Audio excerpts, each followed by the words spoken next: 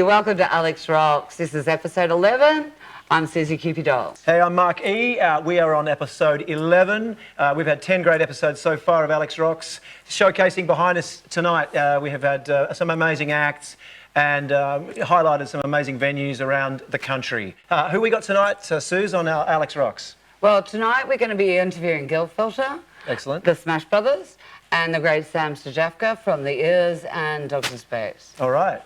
But first, Mark and I caught up with Guiltfilter. Hey, welcome to Alex Rocks. Mags, Ace.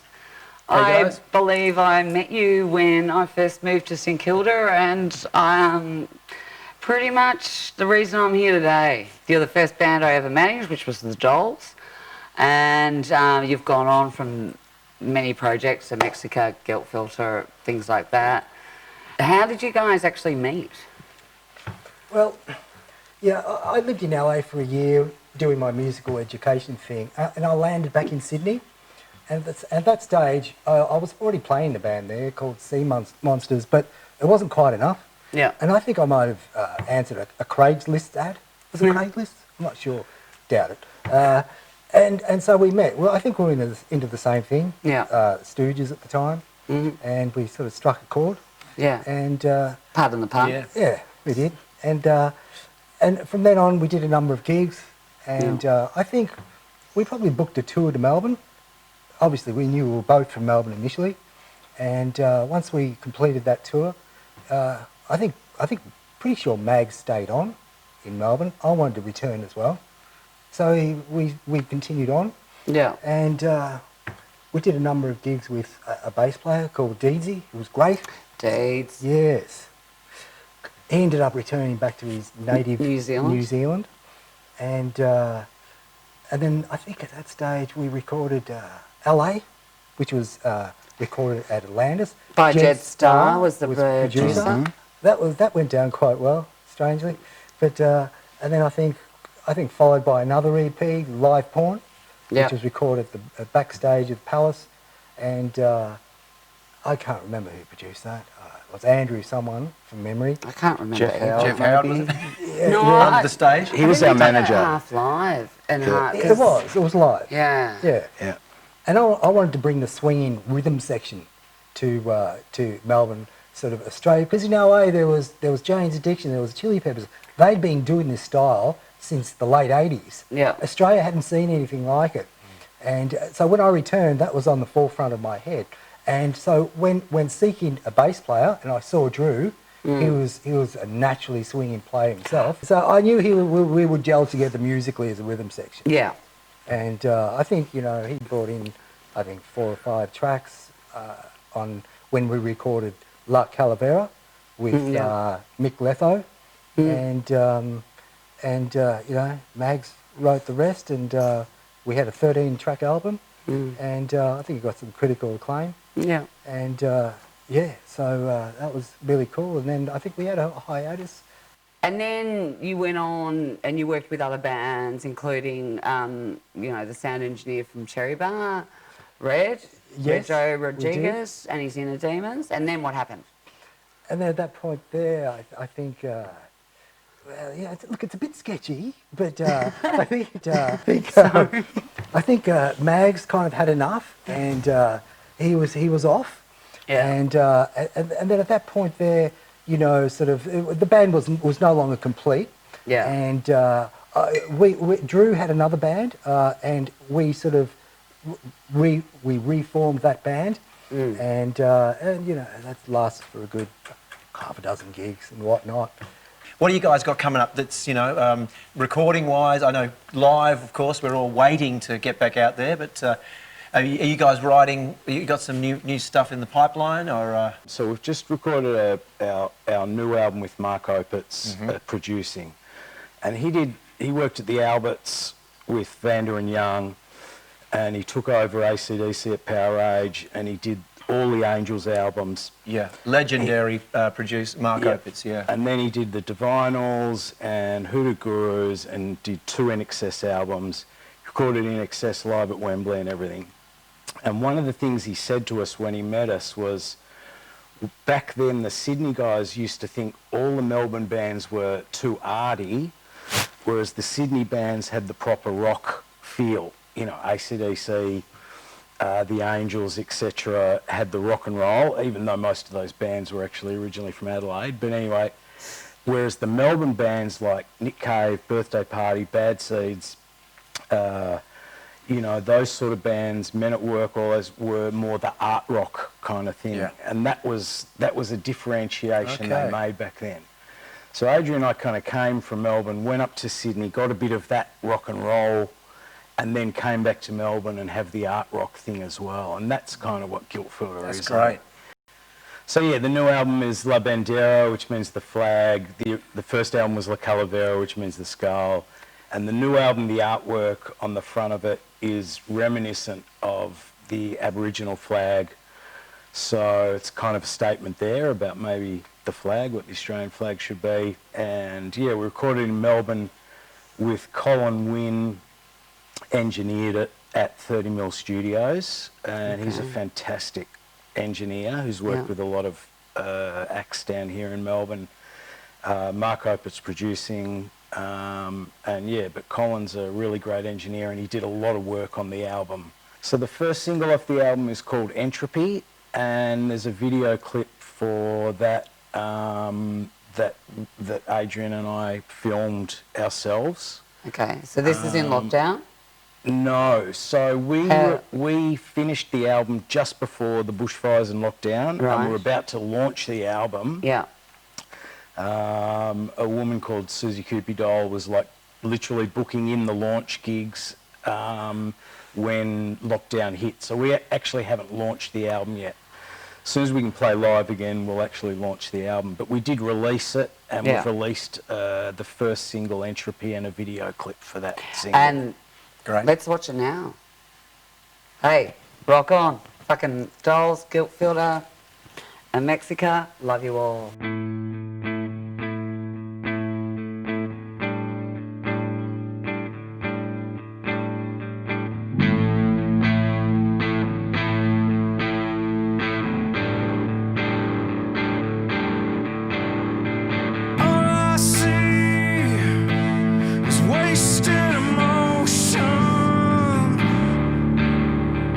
Entropy,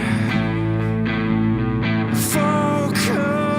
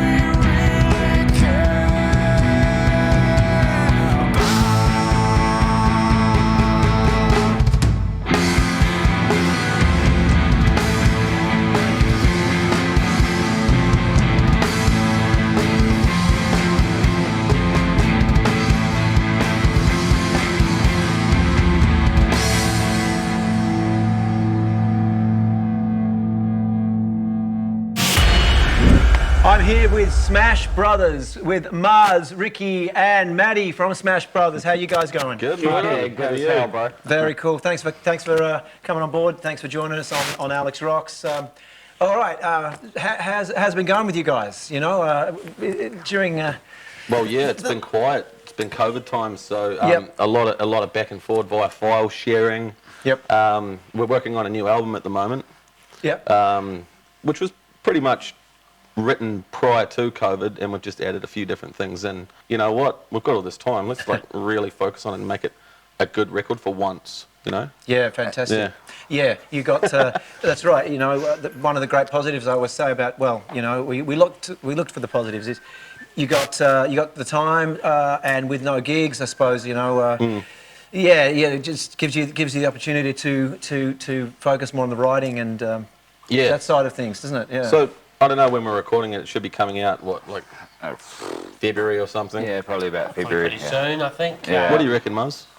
I reckon. He calls the shots. Yeah. I'm in charge of the bands. Yeah, I know that. Yeah. You got the Kiss T-shirt on. Yeah. Last one to join, but I pretty much run the show now. Well, actually, we were begging him to join right at the beginning. And No, I just asked him at bloody Lost. I was like, dude, do you want to play bass in a band? He was like, yeah.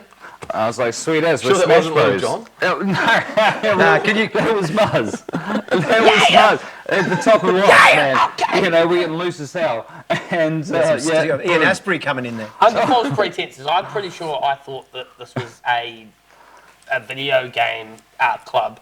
Yeah. No doubt. Smash Bros, right? Nintendo Smash Bros. As you would. Yeah, Super Smash Bros. man. Worst name for a band because if you try to Google that, all you're going to get is Nintendo shit. God damn. Nintendo send me free stuff.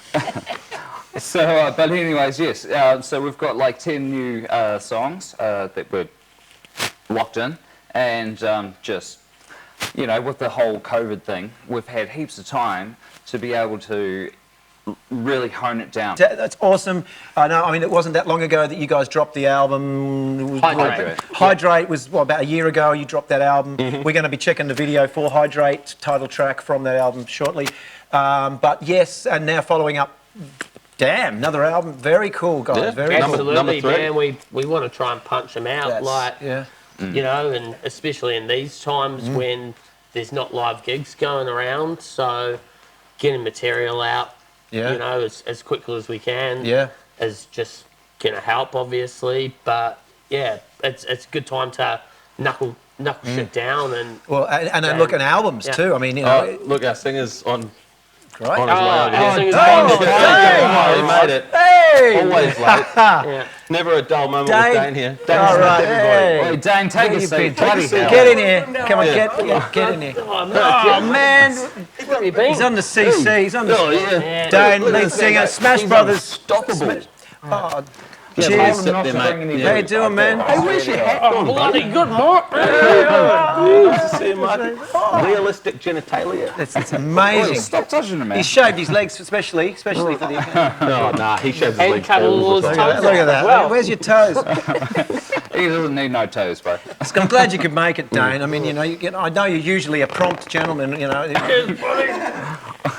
Bro, I was on a fishing trip and then I just decided I'd fucking drop in. Oh, listen. All right. So with the full lineup, Smash Brothers are in the house. All right. In your Loud fucking and house. proud. G'day, this is Hydrate from the Smash Bros. From the album Hydrate. Check it out. Oh, sure, Brooksy. Oh, it's nice to see you. Shot to the mean weather, eh? It's not too bad.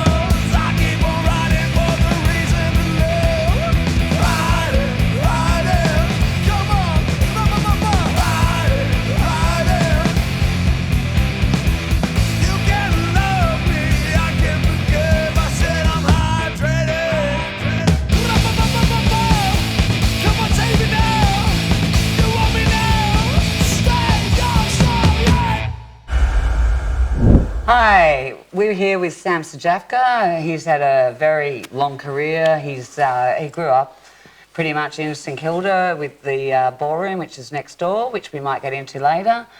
But right now, I'm just going to ask him a little bit about growing up in a conservative household and then somehow becoming the star of Dogs in Space. I wound up sort of ditching uni and forming a punk band.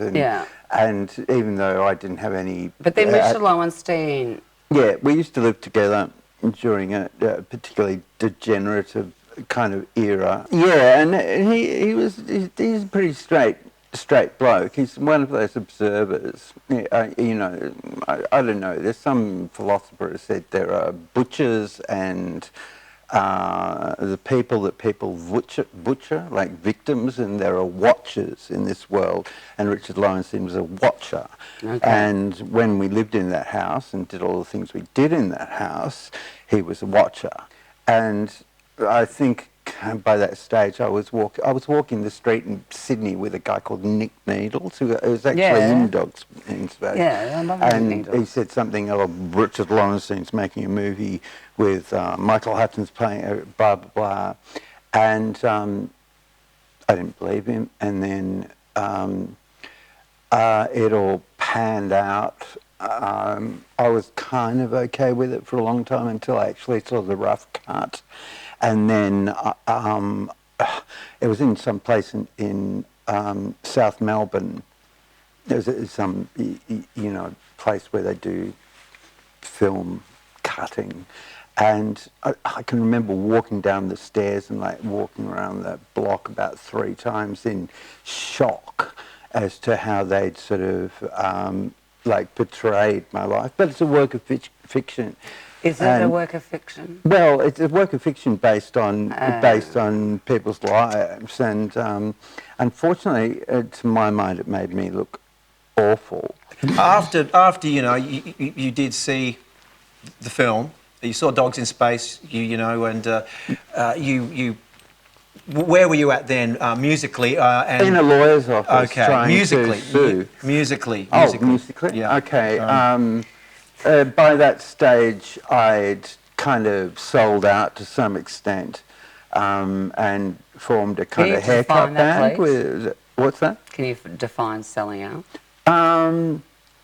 Well, I was under the influence of a individual called Gus Till. He was in Max Q and that sort of thing. Olsen we and were all that best friends. All those sort of guys. And I don't know. I think. I don't know. We did get a lot of attention and that sort of thing, but it was never really my thing. My thing was kind of going crazy on stage and kind of taking Seconal and vomiting on audience members. And more live performance. Yeah. And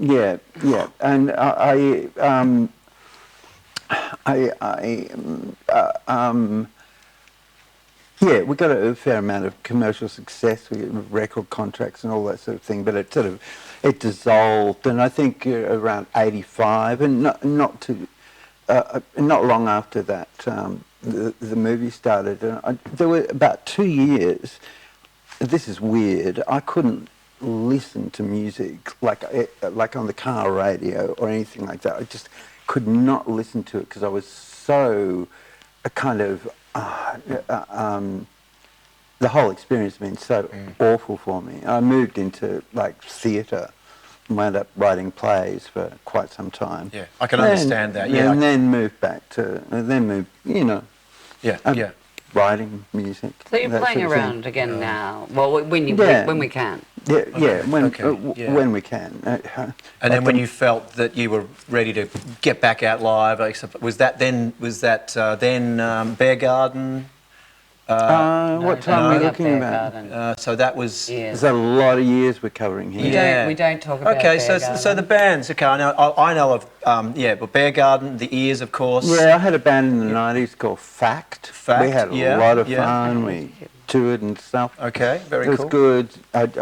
Melbourne based. Were you guys in? Yeah, we were Melbourne based. But I I wasn't performing to my best because I think my methadone dose was too high. Yeah, well, but I well, yeah, subdued shows, dinner shows, huh?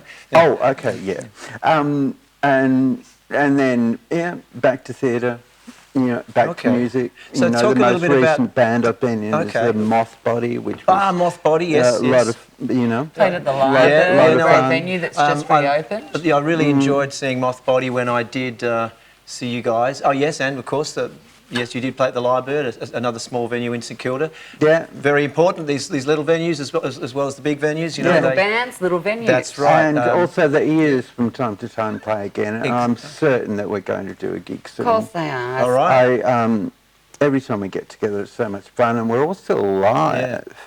Yeah. Really? Yeah. That helps. As far as I can tell. Yeah. So there's one member who's it's a bit iffy, but yeah. Is that you? Oh, no. Well, I look forward to you guys getting at night. Yeah. Sometimes I wonder, but no. That's a good lyric. I'm alive. You're alive. You're still standing. Yeah, I'm still standing. So's the rest of the bloody Ears. Yeah, very cool. Yeah.